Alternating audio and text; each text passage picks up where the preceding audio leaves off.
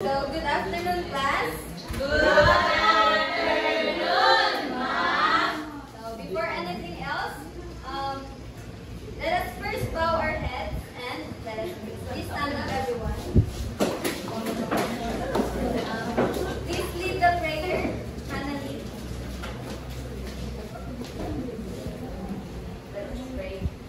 Lord, thank you for another opportunity for us to learn and for us to have additional knowledge and learning.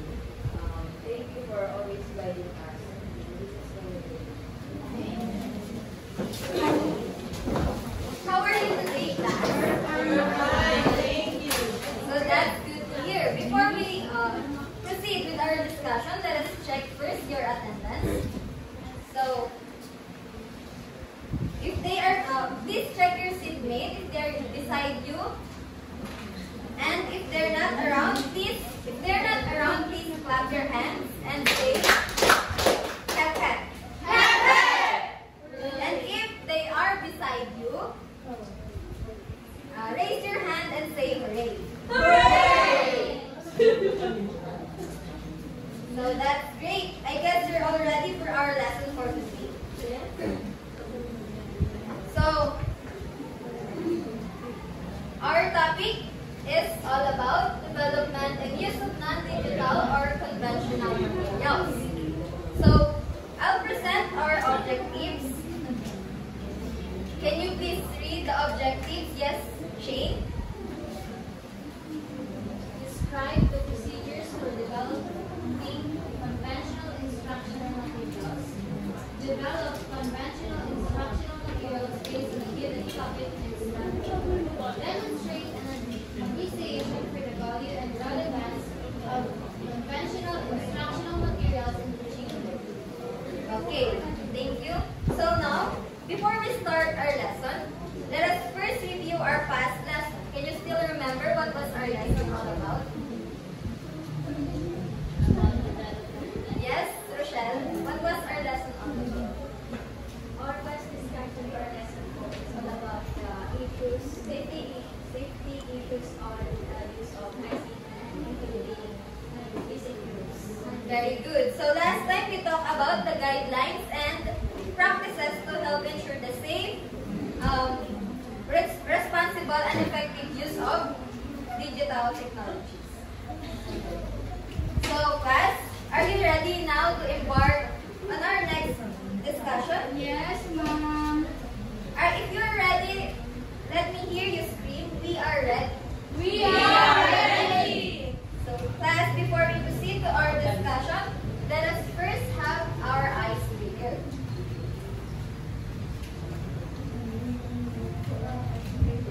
So are you familiar with the game Guess the Word?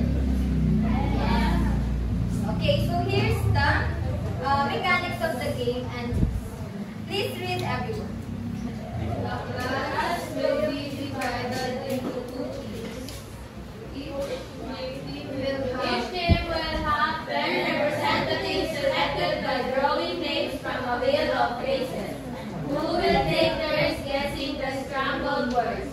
The teacher will present the first scrambled word to the first representative of each team, one at a time. Each representative has 5 seconds to guess the word. If they guess correctly, they earn a point for their team.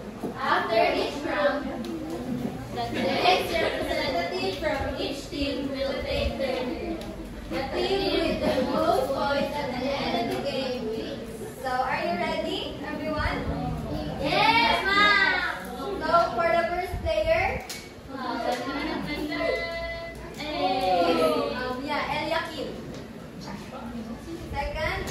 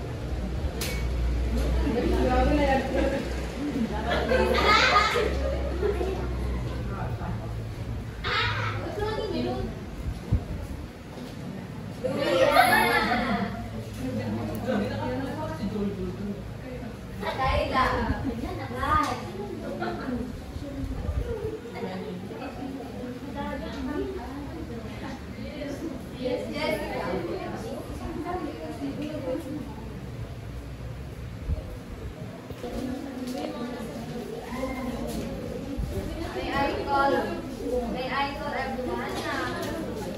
Yes. Napili. So, let's review rules. So, you are given 5 seconds lang para sumagot na. Pag itinulaan,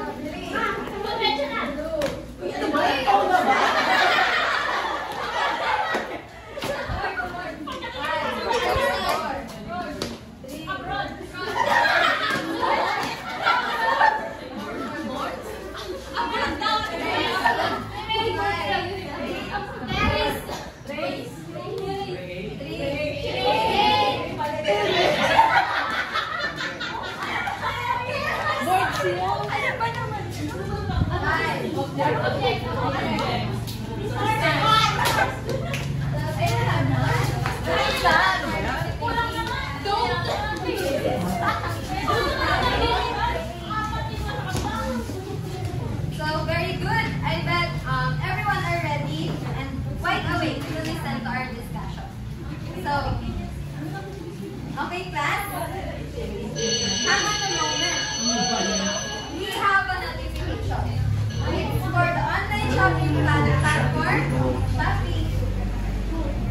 Oh, here's the message from the delivery writer. Can you please read, everyone? Hi, third year BSF English. Shopee delivery here. Please take these mystery boxes and unravel today's lesson with the help of them. For a fun and meaningful learning experience, prepare your minds and ears as we proceed with your discussion. Thanks and stay safe. Class, they sent us mystery boxes. Are you as curious as I am? About what's inside them? So let's open them one by one.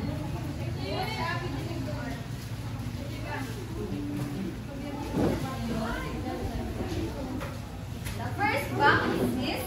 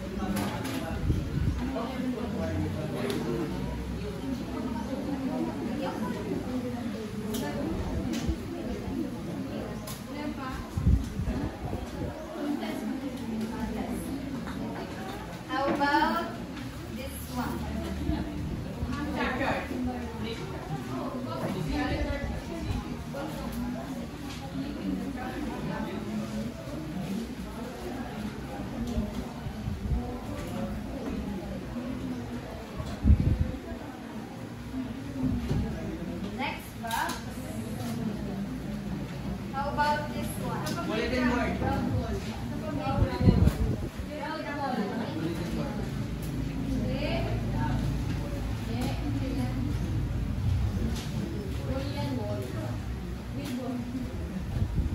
the last one is this one.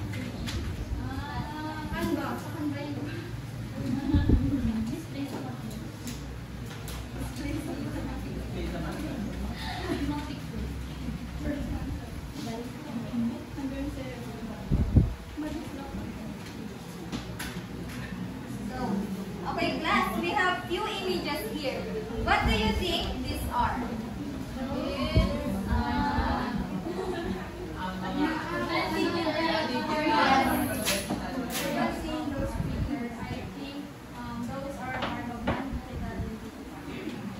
Okay, correct. Very good. These images are examples of instructional materials. But can you tell me what specific materials are they? Are they digital or non-digital? Okay, so they are called non-digital or conventional. So these instructional materials are supplementary materials which help the teacher to make his or her presentation complete, effective, interesting, meaningful, and inspiring. Can you give me some examples of instructional materials? You can give me some examples of instructional materials. Yes? Marjorie? Yes. That's also an example of instructional materials. So, do you agree that these instructional materials can help, that these instructional materials listed here can help the teacher in stimulating and facilitating students' learning? Yes. So indeed, all these audiovisual materials have positive contributions to language learning as long as they are used the right time and at the right context. So now that we've defined what is instructional materials, what do we mean by non-digital or conventional materials? So please read. Yes, Jonathan. Non-digital or conventional materials are physical resources used in teaching that do not require technology or electronic devices. These include items like textbooks, posters, charts, flashcards, whiteboards, dioramas, and real objects. So thank you. So non-digital materials, ito yung mga instructional materials na hindi ginagamitan ng technology. So now going back to the images I pasted here, based on the descriptions from the video roll, let's try to match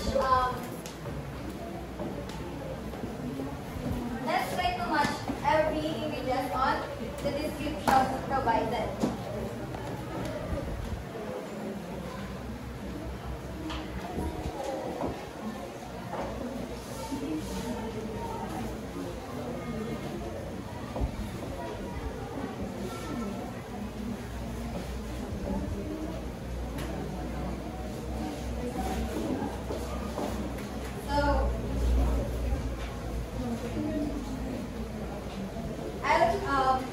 Gagamitin ko ulit yung wheel of faces para kung sino mag-lead.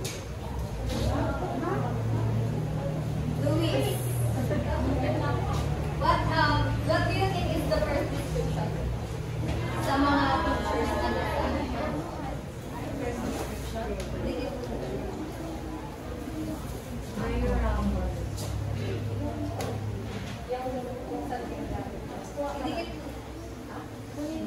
Kunin mo tapos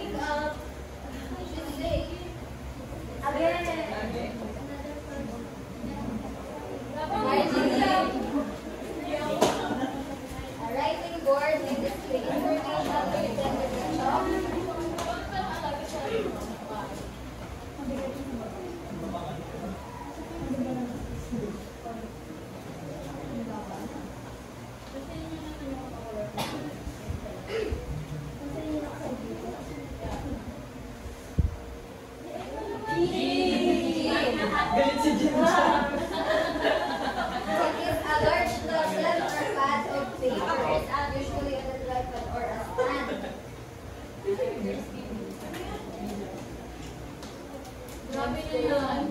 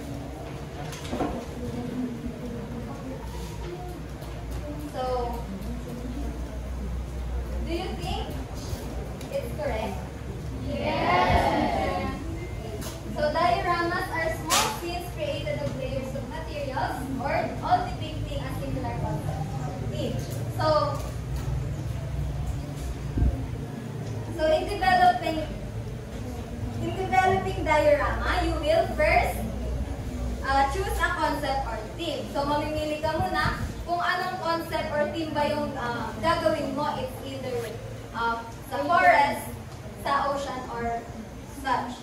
So, the second is research the subject. Kunwari, ang napili mo is forest. So, you research what are those things na makikita mo sa forest. Third is, make a rough sketch of your ideal diorama. So, pag gumagawa tayo ng diorama, we sketch or we plan. Ano ba yung mga ilalagay natin doon? Like, kung anong ilalagay natin sa part dito, it's either mga puno or mga hayop. So, fourth is, make a list of the items you'll need to gather and your supplies. So, yun na. After you make a plan, dun ka na mag-release kung ano yung mga kailangan mo para makagawa ka ng isang diorama. So, you make a list. So, kunwari, it's like, parang nag-grocery tayo. Sa pag-grocery natin, kailangan natin ng list, di ba? Para hindi kulang or hindi rin sobra yung kailangan natin. So, pag sa diorama, we also make a list of things na kailangan natin sa ating diorama. So, last is select a container or a box. So, dun na, mag-select ka na, it's either a container, yung parang aquarium. Alam niyo ba yung sa aquarium? Yung clear container. Ganun. Or yung box. So, dun nyo na ilalagay yung, or dun na kayo magbubuo ng isang diorama. So, now you know what's diorama? Yes. So, next, this is a table that contains objects and or scenes related to the current season or upcoming festival or a symbol of an ecosystem. So, tama ba yung nilagay natin? So, correct. So, the second one is nature table.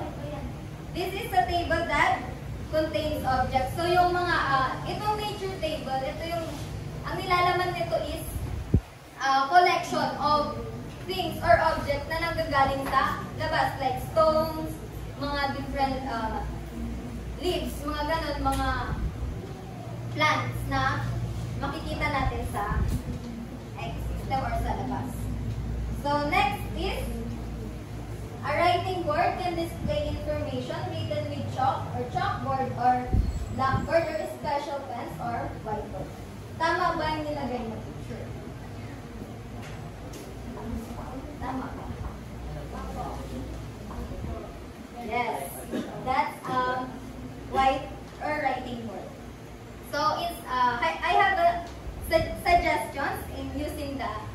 writing board. So, kailangan, unang-una dyan is kailangan malinis lagi yung writing board or keep the board clean. The second one, use chalk or pens that contrast with the background or the board so that students can see the information clearly. So, sa writing board naman, bakit Adam?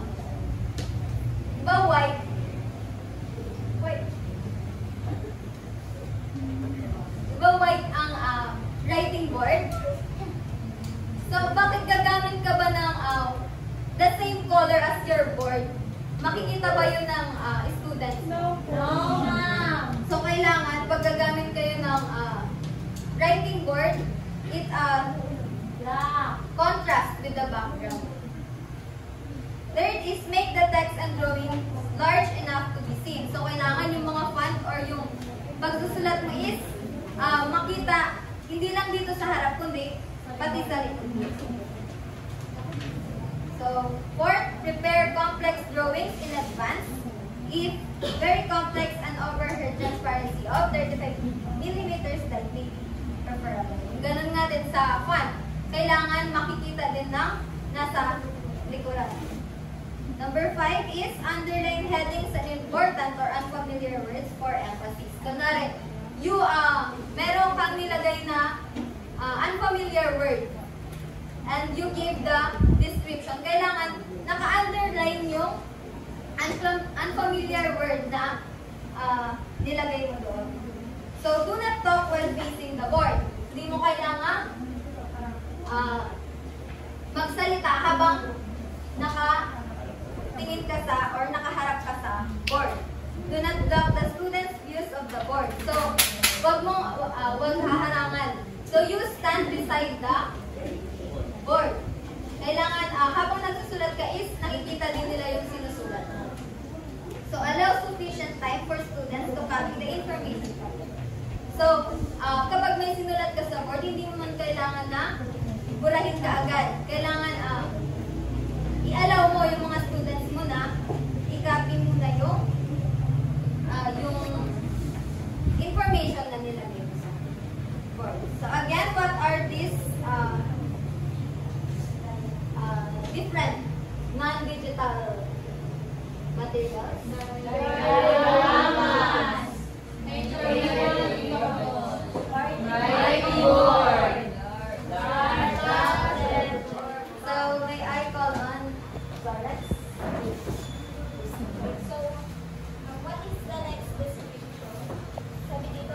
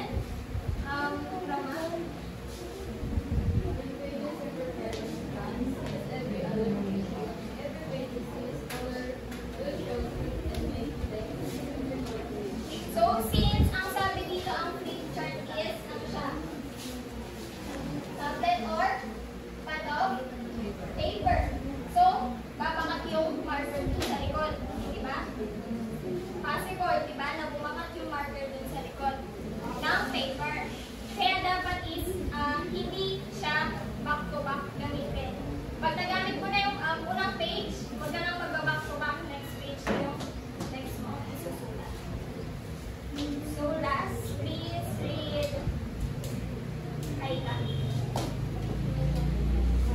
Have masking tape available to put bridges up around the room during brainstorming and problem solving activities.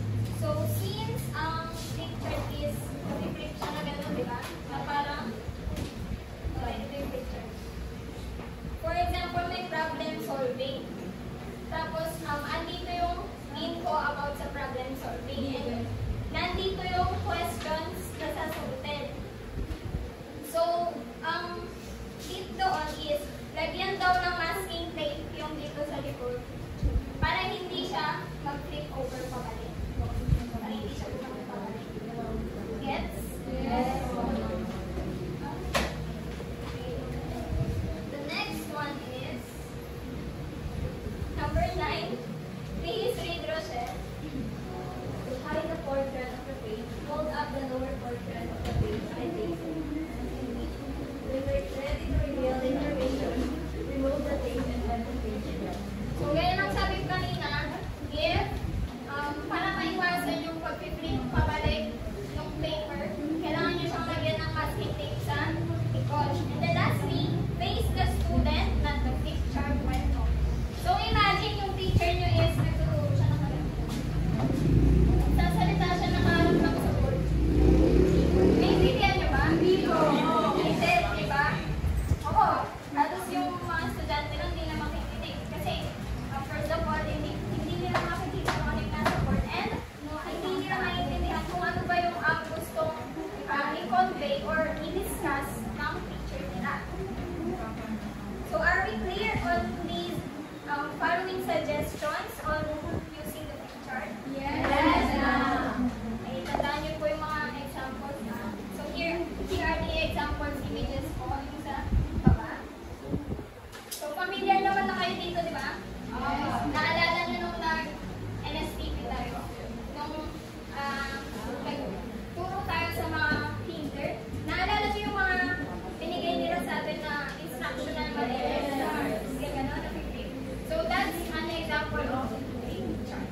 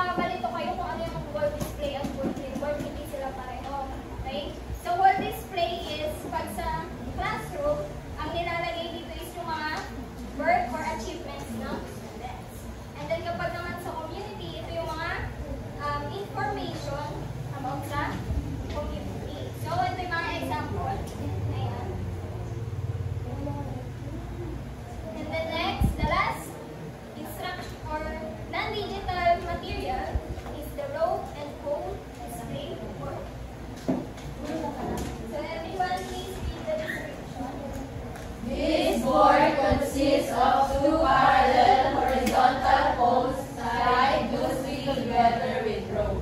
Visual aids such as posters can be done. So does this description attest the picture?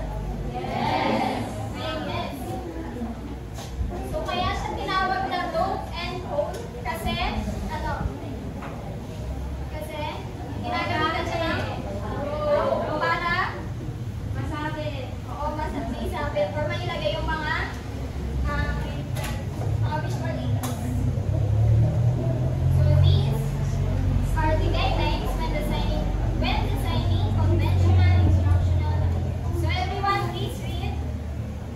Unity. Use only one idea for each visual aid and include a headline. Okay. So unity. Dapat iisa lang yung iisa lang yung idea. Yung design, yung structure, dapat in uniform sila. Or magkakapareho. Then next, please read everyone. Simplicity.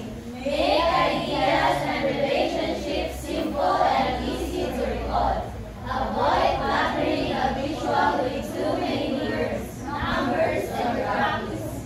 The audience should be able to grasp the concept in less than 15 seconds. Just like dun sa mga bulletin boards.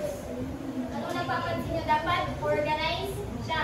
Dapat simple lang. Hindi yung madami yung mga nakalagay na designs and na hindi na maintindihan kung ano yung meaning or kung ano yung or what does the word consist of. Next. Make letters big and readable for all individuals. Yes, of course, di ba? Dapat legible. Dapat readable hanggang sa huli. Or likod. Or sa huli na ng kupon. And then next. Consistency. Use the same type, style, and art style. Okay, so gaya nga nung sabi kanina, dapat in uniform sila, di ba? Di ba? Yes. Tama po ba? Yes. Okay, and then next. Clarity. Avoid type that is too small to read. Avoid all caps. So, sino ang mahilig mag-all caps din? Okay, so bawal po yun sa mga words. Bawal ang all caps. Dapat, dapat yes, yung sentence case. May capitalization and may small letters. So, ayan po ang examples ng Roman display words.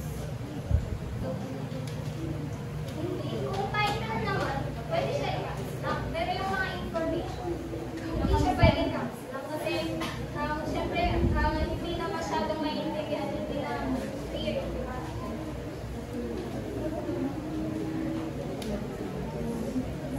So, class,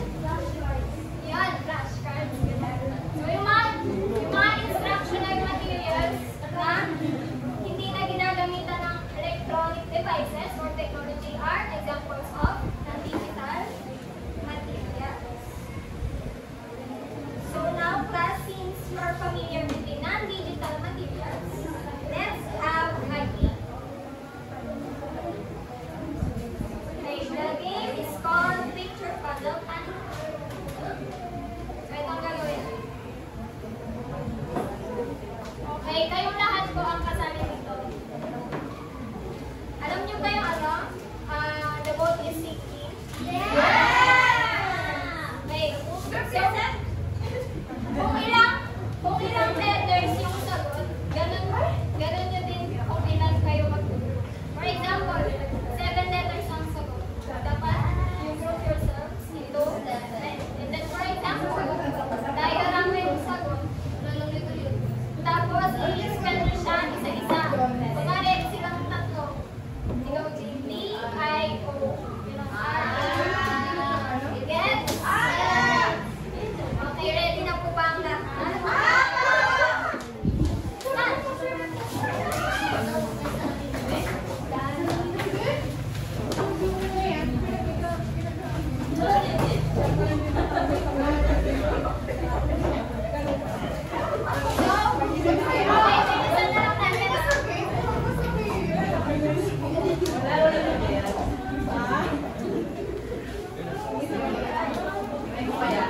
Okay, unang picture.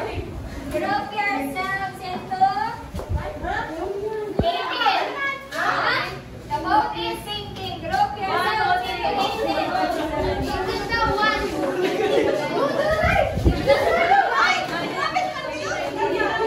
Uy, 18! Tapos tayo!